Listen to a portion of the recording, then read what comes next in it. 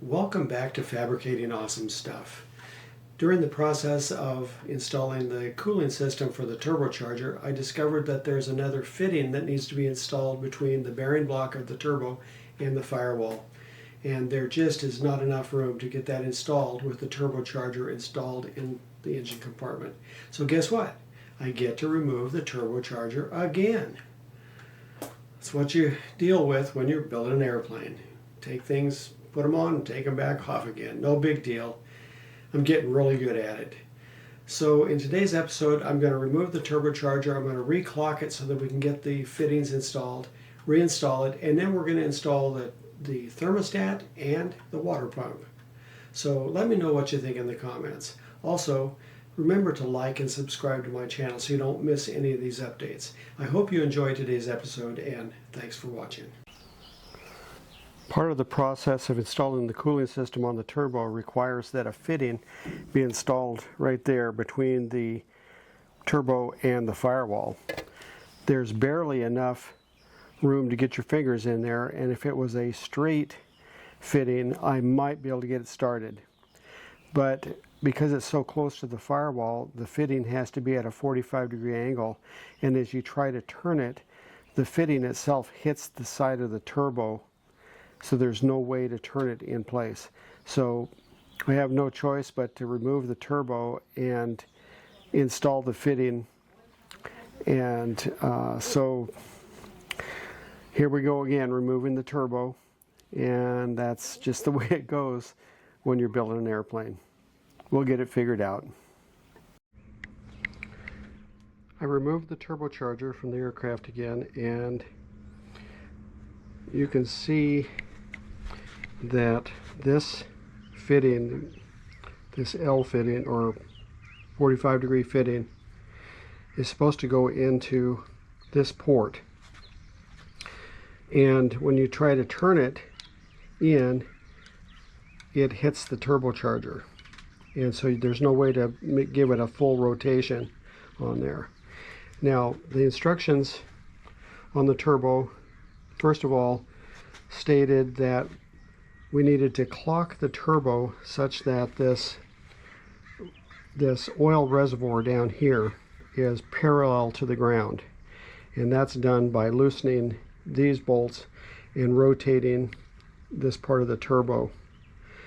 And then once you get that, you tighten that down, and then you clock this part of the turbo such that this port is at a 45-degree angle like this. And so that's what I did. And what I'm thinking is there's a little indentation in the case right here where this nozzle is. I think if we reclock this such that that is over on this side, maybe it'll turn enough, I'll be able to turn enough to get the fitting in place. So we're going to try that first. We've got this clamped to the table, so this is not real easy to move, but I think, yeah, here I can move it. So if we can get this turned all the way over, maybe that's going to give us enough, hopefully. Okay, now I have this indentation next to the port, so let's see if that'll turn in place.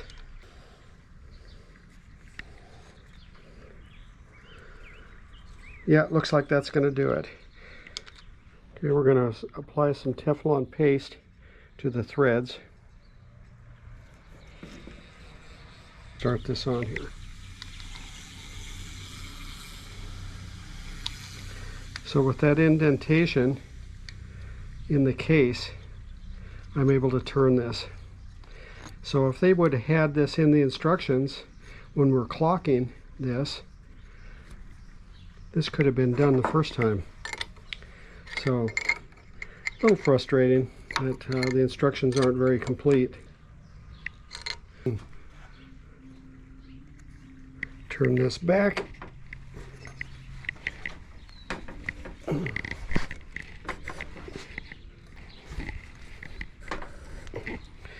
And I put an arrow on here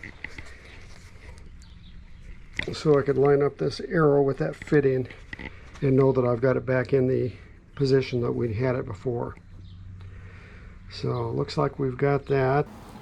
Another modification that I had to make on the turbocharger is there is a billet aluminum oil reservoir on the bottom of the turbo, and that's fine, but when you tried to put it up in place, the corner of this reservoir contacted the steering stop on the tri-gear nose gear steering stop. And so if you're installing a turbo on a tri-gear Sonex, you're going to have to shave off this corner like I did in order to get it to fit. So just a heads up, if you have a tri-gear Sonex, it's going to hit. You got to fix that. Okay, here's the turbocharger back in place. You can see that the fitting between the bearing block and the firewall is in place. It looks like it's going to work just fine. The straight fitting coming out the front of the bearing block has an 1/8 inch hole with pipe threads for the thermostat to screw into. So when I installed that fitting, I clocked it such that the 1/8 inch hole was up so we could easily attach the thermostat. Thermostat is that gold device with the wire lugs on it. We need to mount the water pump on the firewall. So I'm going to take the water pump off of the bracket it came with.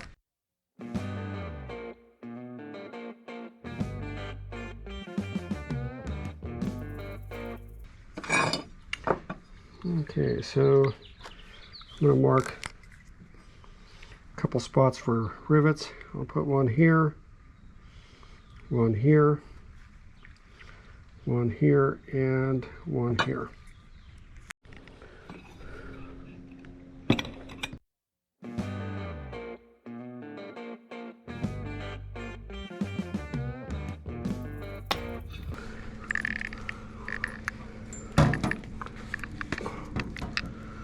Okay, get this lined up. Use these as pilot holes.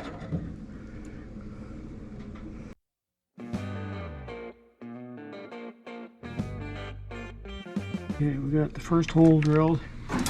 Go ahead and clinko it in place.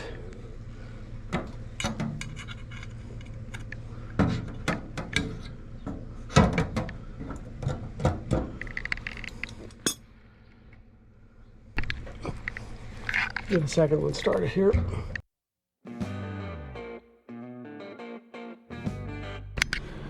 The second clinko in.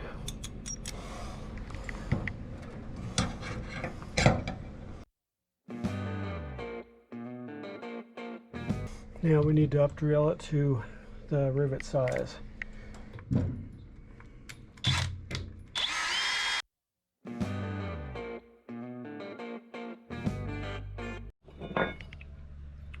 Deburr the holes.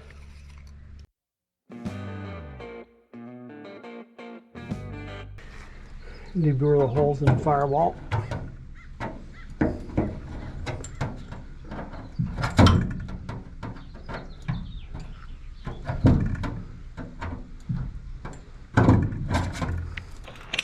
Clinko it in place. Okay, now we're going to go ahead and rivet this in place.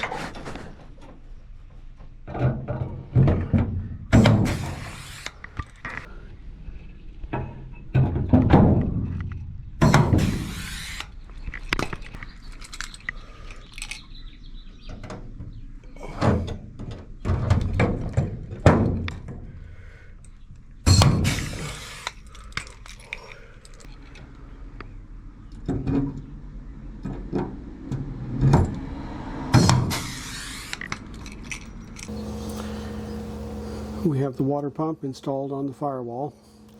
The wiring harness is going down. We'll have to attach the power wires to that soon. But we're getting all the devices mounted so that we can get this coolant system working. Thanks for watching.